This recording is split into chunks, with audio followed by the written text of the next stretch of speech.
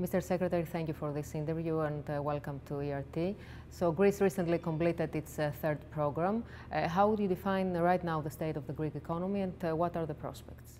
I think it's a very big accomplishment to have completed the third program.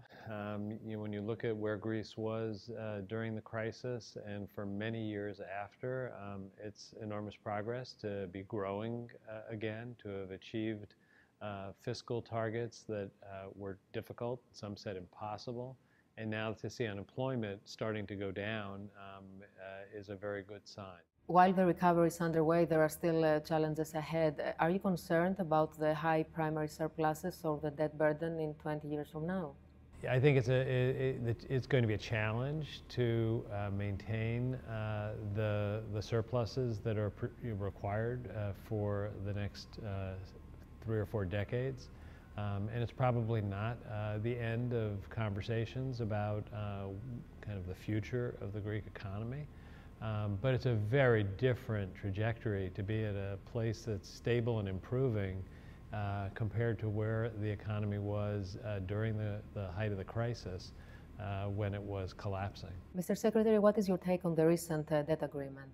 So I've always thought that there needed to be a different approach to the debt than some of the other international partners were comfortable with. The IMF took the view and the US took the view throughout the crisis that the debt burden was simply not sustainable.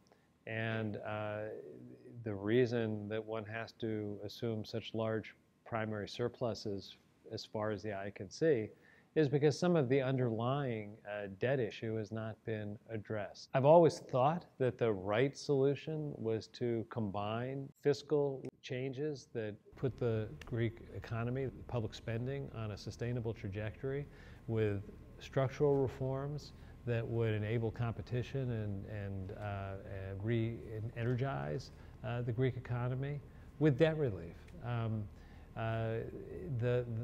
In the end, there's been progress in each area, but 5 years ago, had everyone sat down and agreed to do what needed to be done in all the areas, you probably would have seen more debt relief along the way. That wasn't where other partners were, and I think that in the future there probably will need to be discussions about the debt burden. But for the moment, the rescheduling of debt has shifted the problem out to the future. Greece has access to the private markets, and the Greek economy is growing. So I think for the next period of time, it should continue to be a period of strength. How Greece can ensure that it remains on the right track and that the growth becomes at some point sustainable and strong? During the economic crisis, the fiscal austerity put a huge burden on Greece's economy.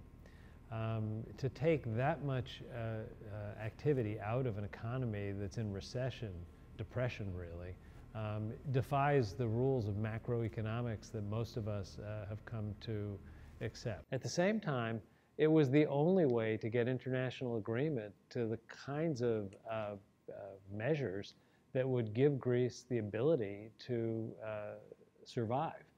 And I would have gone a little lighter on some of the short-term austerity.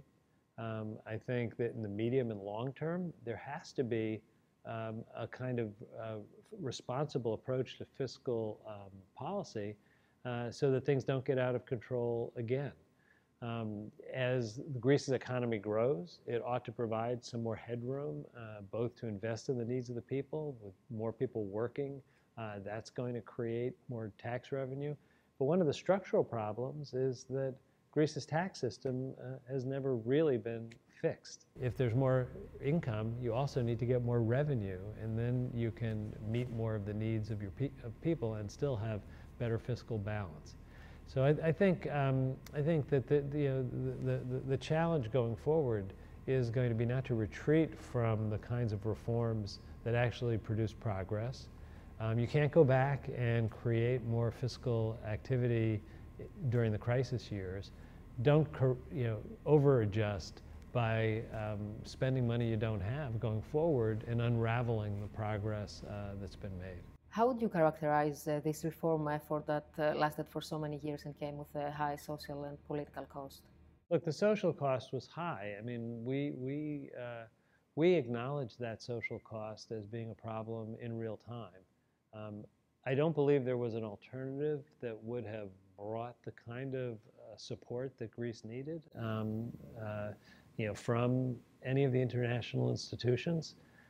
But it was at a cost. I think going forward, the solution is going to be to create enough growth so that there's job opportunities, so that young people who didn't get into the economy when they came of age have a chance to get back into the economy now.